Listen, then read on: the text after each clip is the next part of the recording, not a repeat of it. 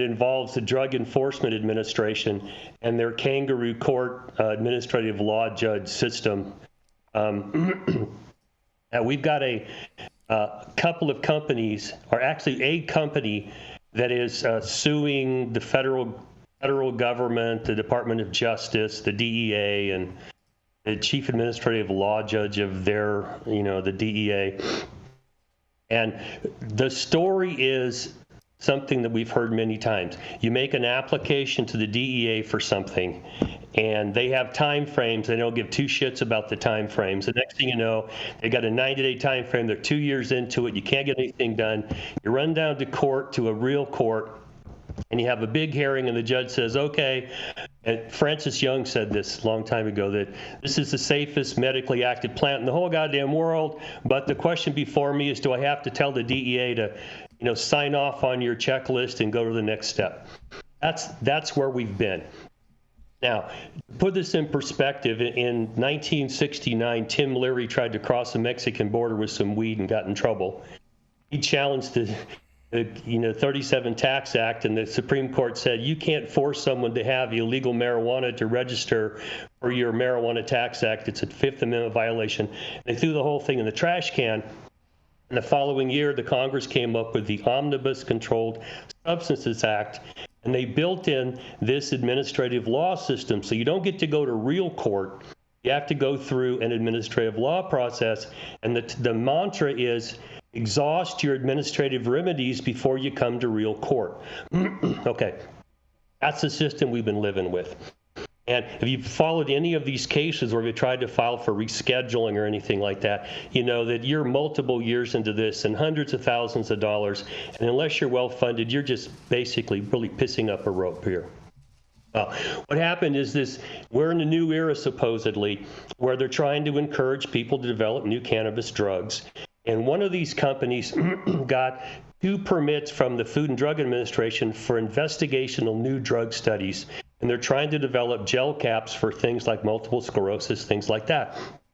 Okay, well, if you know the federal system, the institution registered to grow weeds, University of Mississippi, and it's the shittiest weed.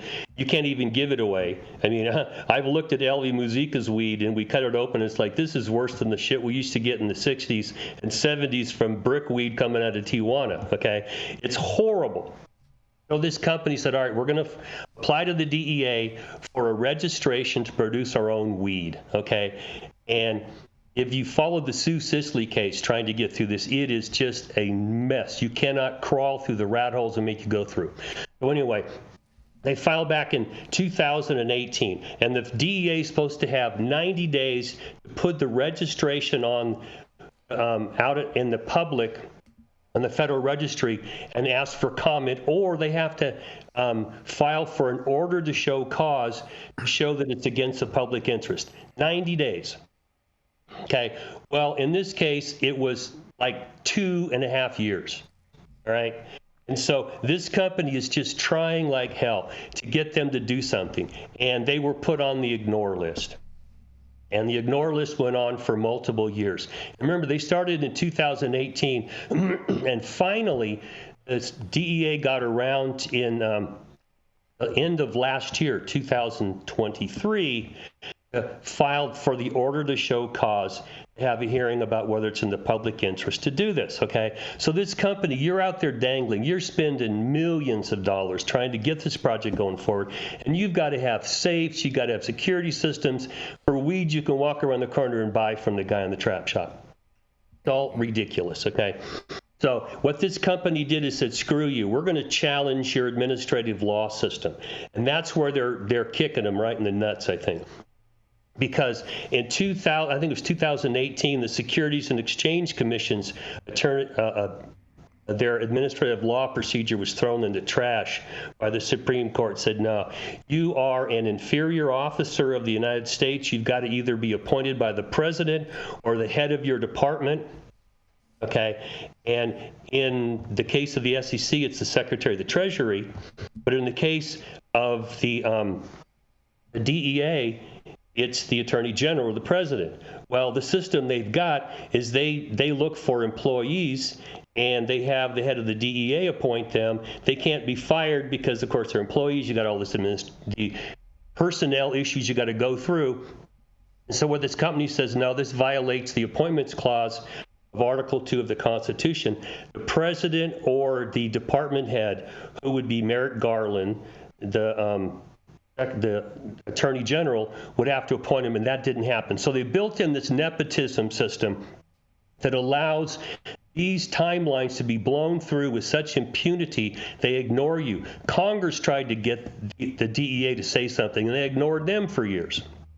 Okay, so what I'm hoping is that the court will look at the DEA's kangaroo court system, this administrative law system, and say it's unconstitutional because you weren't appointed by the president or by the attorney general, and they can't fire you. As the way you make these administrative law systems work is if the system won't abide by the timelines and the judges aren't doing anything about it, you call them up and say, I want your resignation or you're fired. And you put judges in that will hold the DEA to account. Congress passed laws with time frames in them, but there seems to be nothing for a remedy other than spending hundreds of thousands of dollars to go into court to have a court order them to do something they should have already done. So this is a system that just irritates the shit out of me, and I hope that we can get a federal court to look at it and say, no, it's unconstitutional. You've got to have judges in there that will follow the rules or they're fired, and give this some teeth. Otherwise, the DEA is just laughing.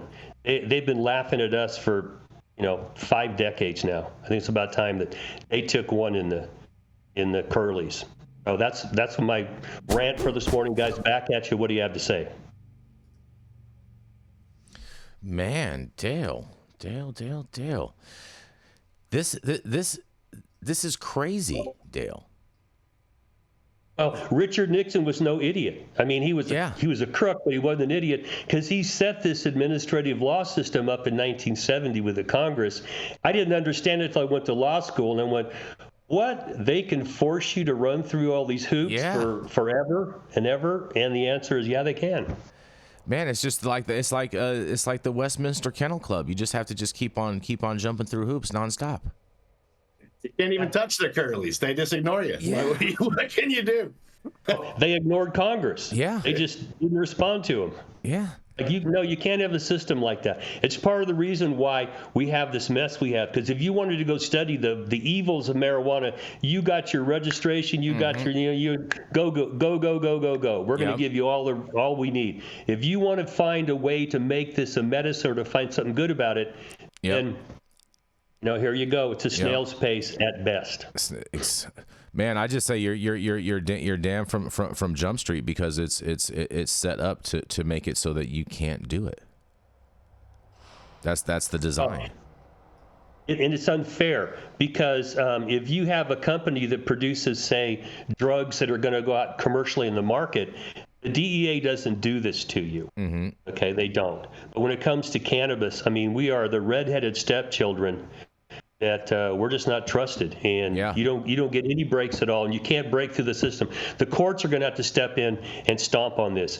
The Supreme Court did that with the SEC, and if I'm a betting man, they're going to do it with this group too. I would bet right alongside with you on that, Dale. You're all Stone. You have anything to say this before we move on? All right. I mean, I covered the DEA, I think this week, or maybe it was last week. And so my feeling is that they have the opportunity to play an important, vital function. Fentanyl's one of the top 4 to 5 threats this country faces. I want to make sure that they are empowered to do their job and to keep teenagers from dying over street Xanax bars at the local skateboard park. And my hat is off to them for that noble work. Yep. And on that, we're going to go to a commercial. We're going to be right back.